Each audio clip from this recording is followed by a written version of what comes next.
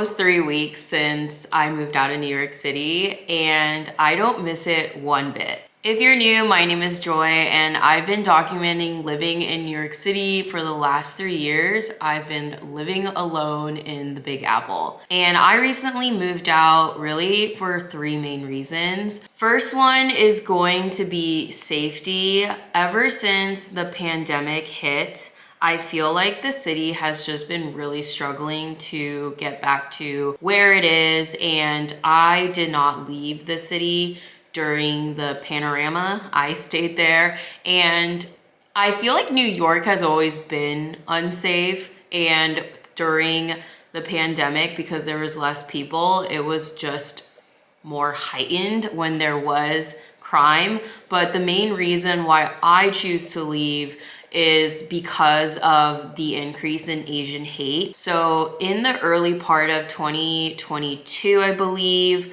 there started to be more attacks against the Asian Americans in New York City. At first, it was mostly toward the elderly, so I was kind of like, all right, I'm fine. And I'm a pretty athletic girly, so I don't feel like most people like try to mess with me when I'm in public. And plus, like, I try to put on this mean face when I'm in public, so if you ever see me, just say hi. But I do it because of the hobos. Yeah, in the start of 2022, there were some Asian women roughly around my age, a little older, I think they were in their 30s, that had died in New York. There was one woman, she worked in management at Deloitte, and she was on her way to a spin class at Times Square, waiting, I think, for the F or the R train, and some crazy homeless guy just like shoved her on the train tracks, and she died on impact. And then there was another girl around Valentine's Day in 2022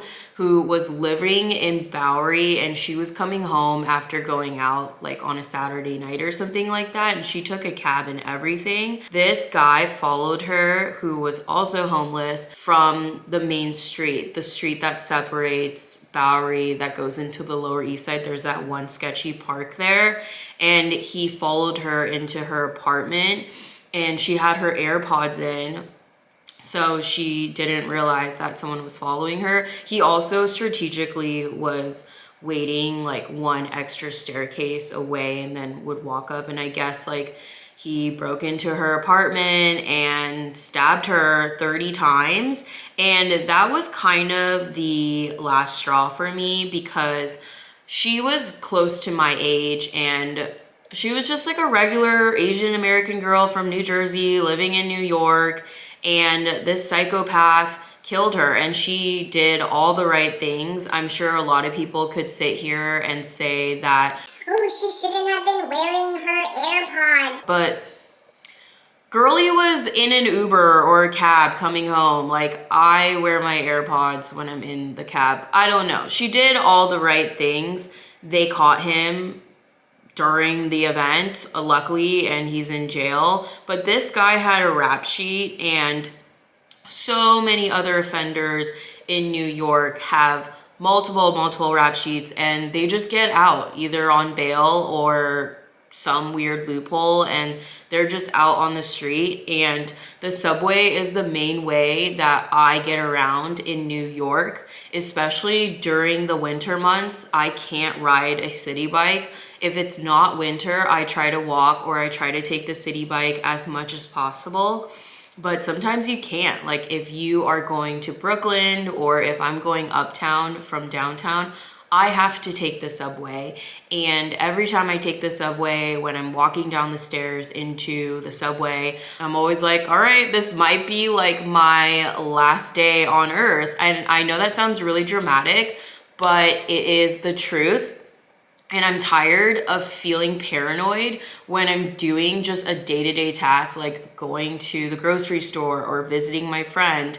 I've canceled so many social events because I just didn't really want to travel on the subway, and I can't afford to just go from A to B all the time in Ubers. Like, that adds up, especially when you live in New York. You don't just go to one destination and go home. You usually go to dinner, and then maybe afterwards you go to another lounge or you go to a friend. So then, like, let's say you go to 3 different areas in one social outing. That is hundreds of dollars in just Uber rides. And I'm trying to buy a house. I am trying to save for retirement. I have other financial goals. I'm not saying like I can't afford it. I'm just saying that I just don't believe in spending money in that way. And I just also just don't feel safe going outside and wearing the type of outfits that I would normally feel comfortable with. For the last year and a half, like, I've definitely dressed down. I don't wear any of my luxury handbags out because I just don't want the attention. And if I do wear a purse, I put it underneath my coat and then I put it over, and then it's just kind of like I know that sounds really superficial, like, oh, boohoo, like she can't wear her freaking Chanel bag, but I'm not wearing a bag that is currently on the resale market for this much money. And then it's like, that brings me a lot of joy. Like, I love my bags. As you guys have watched my channel, I love my Chanel bags. They're my collection. And in other places that I've lived, I've never had to worry about like, oh, maybe I shouldn't wear this because I don't want to draw attention. And yes, like, I could change my lifestyle and make that not that big of a priority. And I'm sure someone will take this out of context and make it sound like it's not what I mean, but I'm just saying, like, I don't want to feel in danger every time I'm just living. Like, in even the West Side Highway or just like general safe areas that you think are safe.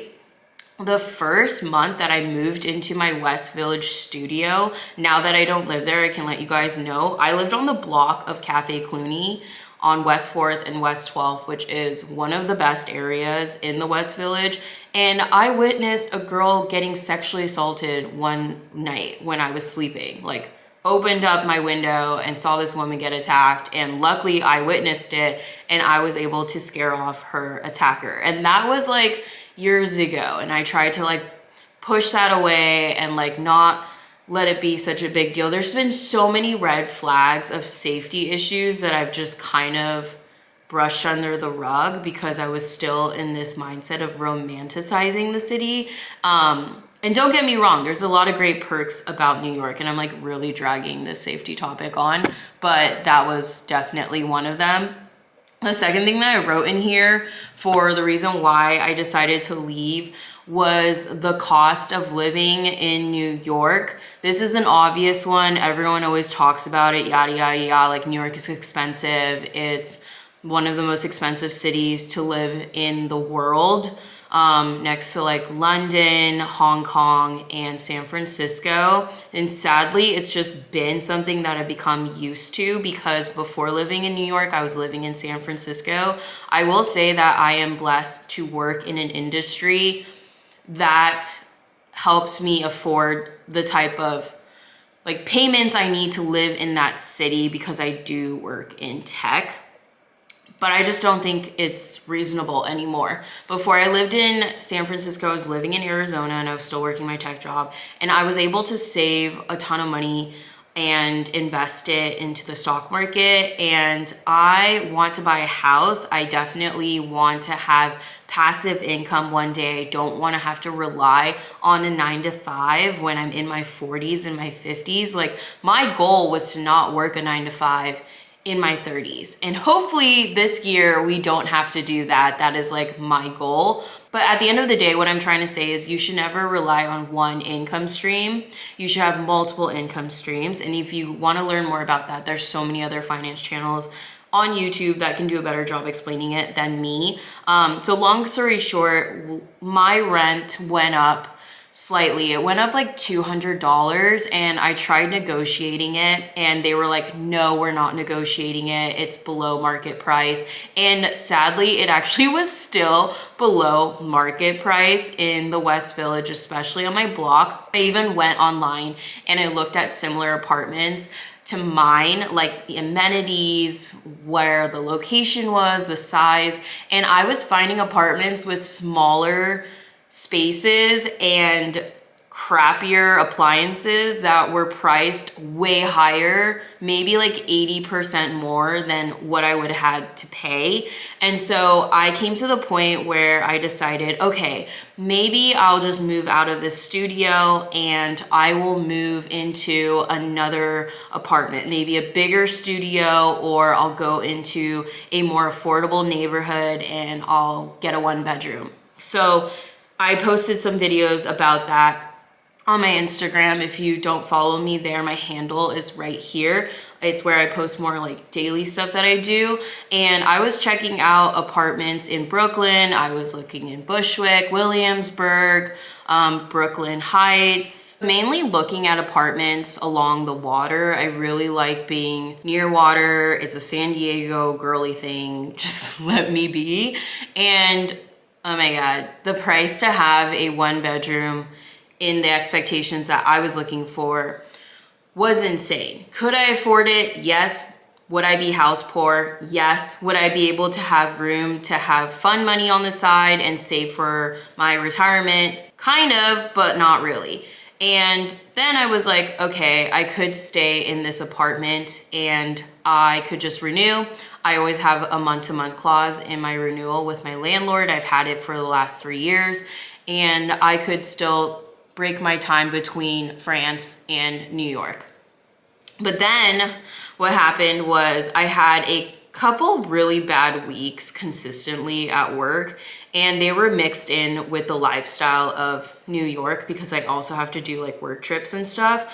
And I was just losing it. Like I was burnt out. I was like in state of depression. If you guys watch my last 2 work vlogs, not the most recent one, but the one before that, I think you can tell in one of the driving scenes that I was just super over it, like really over it. And so I had to make the decision that I needed to get myself out of this dark hole, which takes me to the last reason, which was a really big reason as to why I decided to move out of New York City, and that was loneliness. So New York is one of the loneliest cities in the world. It is so lonely. There is like probably 14 million people that live on that island. I think that's what the statistic is. If I have it wrong, I'll put it here. And you're surrounded by so many people, and every time you leave your apartment, you see so many people doing fun things, socializing, hanging out with friend groups, which I never understood. Like, how did you move to New York City and have a giant friend group? Unless you lived in a town right outside of the city and you grew up there and your friends did too. I'm just wondering how you got a freaking friend group. Like, I've been trying forever to get a friend group. I've put together friends, I've tried to introduce friends, I've tried to do reoccurring activities together. And the problem with that is that New York is such a fast-paced city that people come in and out all the time. So you might have a friend and then they have a work project or work moves them, or like they move for their significant other, and then you lose touch. And that could even happen if they move to another borough or they move across the river to New Jersey. Like, people are just constantly on the go. And so your friend groups and your relationships are constantly changing. So I would have a lot of people that I knew in New York City that I could call friends, but I would probably see them maybe like 2 months, once a month. Some of my friends, like, we talk all the time on the internet, and they live in New York City, but I don't see them maybe for 5 months. And it's just because people are really busy, and I think people are also just really drained. I have no idea, maybe I just have really crappy friends. I actually see my friend Chanel, who doesn't even live in New York. She comes to New York every month or every other month for work, and I see her more than my friends that actually live in New York. And so although you see me doing things all the time, I'm actually doing stuff alone all the time in New York. And if I am in a social environment, it's either for like a networking event or for work.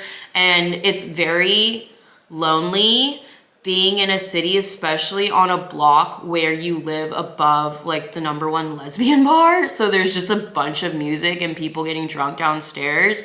And I remember like Friday or Saturday night not having plans and just being crammed in my tiny studio watching Netflix and binging because I had nothing else to do and just feeling so lonely. And as I get older, I feel more guilty being away from my parents. My parents live in California and they're getting older. And the last 2 years, I've lost my grandparents and I haven't been able to spend time with my grandparents because they live in Asia. And because of COVID, I haven't been able to travel to Asia. And also with my job, I haven't been able to take time off to travel to Asia to see them. And the time difference is pretty big. So it's made me really rethink life and my priorities. And I want to be closer to my parents. I know right now you're like, wait, you're not close to your parents, you're in France. My parents are actually thinking about traveling. So they might actually come hang with me, which would be awesome. But long term, I just don't really know if I want to settle down in New York. Actually, I do know I don't want to settle down in New York. One, because it's just not realistic. Like, how are we ever going to build generational wealth unless like I tap into some unicorn industry and make it big, which can totally happen for me. I just don't think it's realistic and I don't want to have to be that far away from my parents. They're getting older. I want to spend time with them.